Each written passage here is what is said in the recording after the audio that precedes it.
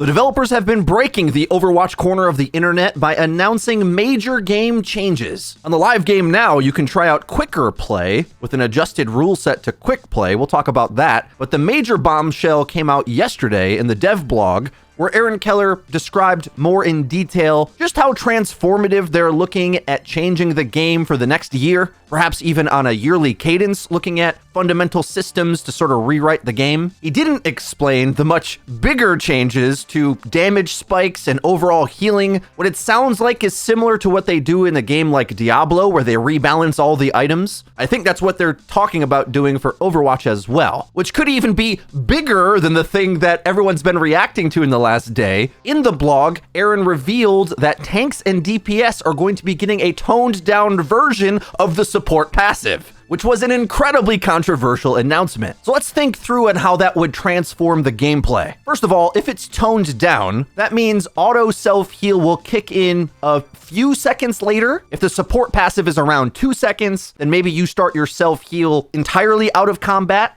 Like 4 or 5 seconds maybe would be reasonable for that. And what effect would this have on the game? Well, as some of you guys might know, I have been playing online shooter games since they were invented. And the way the health system in your game works dramatically changes how you take engagements. Quake is one way, Counter-Strike is another. Self-heal is more casual, let's say, similar to shooter games like Halo or Call of Duty. When you have the option to self-heal, it does a few things. It makes it a little less risky to poke out and get some poke damage on you. Let's think of characters that sort of feel they need a mercy to function, like Pharah, Ashe. These characters that aren't so hard to hit, move a bit slowly, want to poke, but then get quite scared quickly if they receive a bit of poke, and therefore are amplified in their effectiveness when they have tender loving care of a support next to them. Especially a character like Ashe, that loves a very particular kind of position, might feel more self-sustaining without a support being necessary, especially in an era where lots of supports are damage-focused to begin with. As for how it'll affect tank heroes, I think we already know how it affects certain supports now. We've all seen clips of enemy Kurikos, or perhaps Moiras, going aggressive, then using their mobility to get away out of combat, making their uptime of how frequently they can go back in really high, especially when in combination with their other cooldowns. Or it makes a cooldown-based support, who maybe is immobile, like Ana, more playable, especially when using their cooldowns aggressively. So when we think to the tank category, I think the ones that stand to benefit the most are the ones that otherwise feel less playable when they don't have supports alive later on in the fight. A mobile character like Winston, Wrecking Ball, or a resource-dependent one like Reinhardt can often feel to really stand to lose out in a deathmatchy environment up against a very self-sufficient hero like Roadhog. Well, now, if tanks have that same self-heal passive,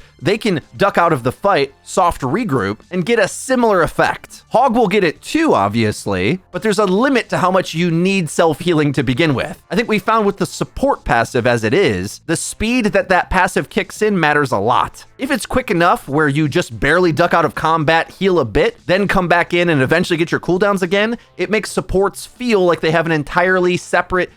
It makes supports feel like they have an extra cooldown compared to everybody else. It can have far more uptime than get to have far more uptime than the other roles. But if everyone has somewhat of a tuned down version of that, well, now we're thinking about characters like Tracer self-healing out of combat, or Genji, another resource-dependent pick. The feedback on these changes has mostly been negative from streamers and content creators from what I can tell, but personally, I care so much about the average player's experience that I think this is actually the right way for the game to appeal to more players. Remember, when everyone downloaded Overwatch 2, the new players that came in, all of them were Bronze 5. Overwatch is a very alienating game, and the more that we can smooth that over while still keeping the aspects of Overwatch that are great, I think is good, because it makes it more inviting to other players that come from the Call of Duties of the world and can use that little extra helping hand to get adjusted to the very different mechanics of Overwatch. For example, I think the forced group respawn mechanic in quick play was probably a really good idea. On the other hand, it also is one of those classic Blizzard answers where the whole community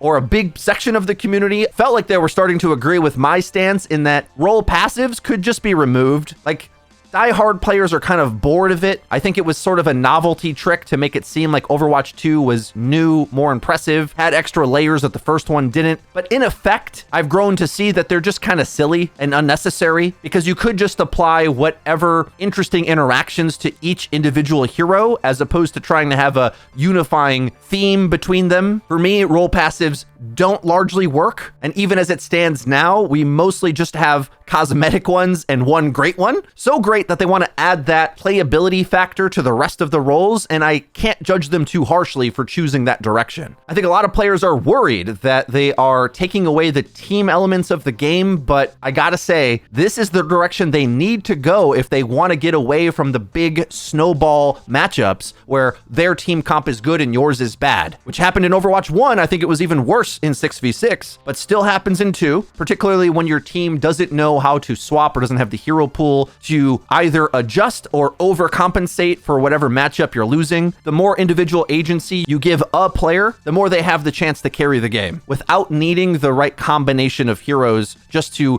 function as a game. And at the end of the day, that reliability factor of the game playing in a reasonable way every match, as opposed to really chaotic up and down experiences like we were used to in Overwatch 1, is why I like Overwatch 2 and 5v5 so much. I think it's very easy to have rose-tinted glasses about the peak of 6v6 perfect gameplay and somehow just write off the 40% to 60% of games that were unplayable due to matchup concerns. To me, this is another step in the right direction, and I look forward to their systematic overhaul coming in Season 9. I went to Twitter to try to see what other content creators thought about this change. Boger says they removed the team from the team-based shooter. DPS Deku says, I miss Overwatch 1, where each role actually had a purpose in team play. They just keep coming up with lazy solutions to make the game easier for worse players. Update by update, they're straying away from what made Overwatch the game we all used to love. I'm worried by Season 10 we won't even recognize this game anymore. J3 says, I've seen a lot of promises instead of results. Actions speak louder than words. Also, self-healing to tanks and DPS is a dumb thing to do. They added that to WoW and it sucks. Stop babysitting supports and let them do their job. Heal. The team is supposed to protect those healers. I also feel like they're babying and dumbing this game down too much. Stop protecting the bad players. Let them learn from their mistakes and get better. They also want people to have more teamwork, yet there's only one, or if I'm lucky, 2 people in voice comms. Plus, self-healing to all heroes isn't a fix to teamwork, seems lazy. I think some of these takes are completely on point, but having played Counter-Strike Go for thousands of hours, and then even at one point we ran a Valorant channel, the transition from those 2 games was in many ways dumbing down the game. Valorant is an easier game than the very brutal Counter-Strike, and I think a much more fun and enjoyable experience because of it, especially for more players. Metro says support is broken, so let's turn every role into support. I mean, he's kind of not wrong. Apply says Overwatch was somehow better when we weren't getting updates for 2 years. ML7, while I love that they're experimenting with stuff, it might be time to just remove role passes from everyone in Overwatch 2 and rebuild from there. I don't hate that direction either.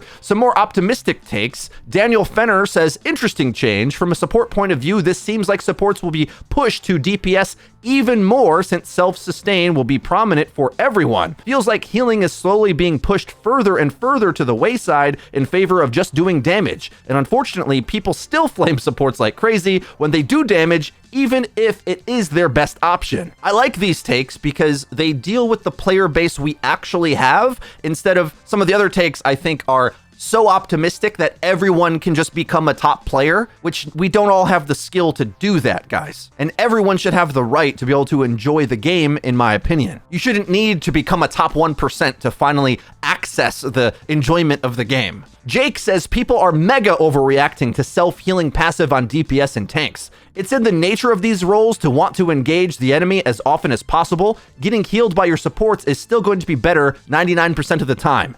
Minor quality of life change, in my opinion. I think especially when you think of how long they probably need you to be out of combat to even enact this change anyway, Jake might be right. I think if it's more out of combat as opposed to the mid-combat support passive we have now, it might just smooth things over as opposed to overpower the gameplay. SVB says, I know everyone is freaking out over the Season 9 changes, but I'd prefer the devs to do drastic things that suck rather than minor changes. To be honest, I've been bored with Overwatch for a while, and so have many others. I'd rather keep Overwatch, keep trying to find a better version of itself than stay like it is. With that being said, I want to cover the other major change that they have put through already to the live game, quicker play, an adjusted rule set to quick play. Gameplay we've been showing in the back. Perhaps you didn't even notice the difference, but the changes are faster respawns. It feels like near instant, more or less. You die and then you're back in control of your character really quick. You capture the objective faster and it moves and progresses faster,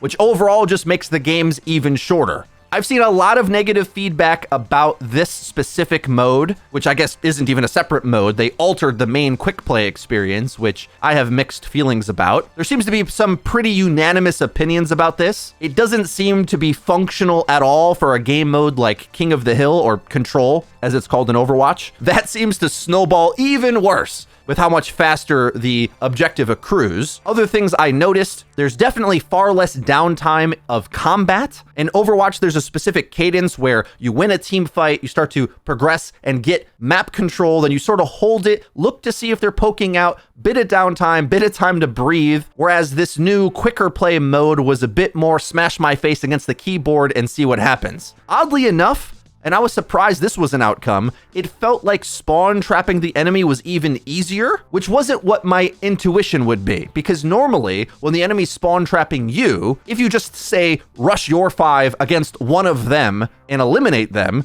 your spawn comes back really close, theirs is far, the next fight should be easier. In practice, that's not how it felt to me, and I'm not exactly sure why. Was everyone trickling out too fast because they weren't used to spawning so quick? Was there like a sense of urgency to get to the objective because it's capping faster? I can't quite put my finger on it. Maybe it's because the team that has map control, if you give them respawning faster, it's going to benefit them harsher. That's what it felt like in practice for me anyway. Whereas if there's a bigger gap where that body is left off the field or off the map, I've been watching too much football, I guess, there's more room for anybody to move through the map. I really tried to give this mode its due, but I think I just hate it. And maybe that's how a lot of diehard Overwatch players and content creators feel about a lot of these transformative changes. You get used to something and the identity you think the game has, and now they want to redefine the whole thing. It's unsettling. I think the gameplay kind of sucked. The only takeaways I think I like is like being able to capture or get progress, let's say like a tick at a time on an objective, feels kind of good. Like one guy can kind of bully onto the objective, and because it caps so fast, the enemy has to react faster. I kind of like that, but I don't really care how fast the payload moves or needing to get control of my character immediately after dying. I think that removes a lot of the tactics and consequence of making mistakes, or at least the feeling of consequence. I think there's a reason why they implemented that exact respawn delay as it was. Like, do we actually have to be Call of Duty where you spawn instantly in a deathmatch scenario? It just feels like a dumber version of the game. But also, it's so transformative that the player base doesn't seem to know how to adjust yet. So while they would have got widespread data on these changes, I feel very similar to this as I do about Mauga as a mechanic, because I just see so many players do things that I think are clearly mistakes, but they don't seem to know their mistakes. And so everyone's group consensus opinion about it seems a bit warped to me, because I don't think we've got the proper data when something is so transformative. The player base actually isn't good enough at the game to give the devs the proper feedback. Like, the designers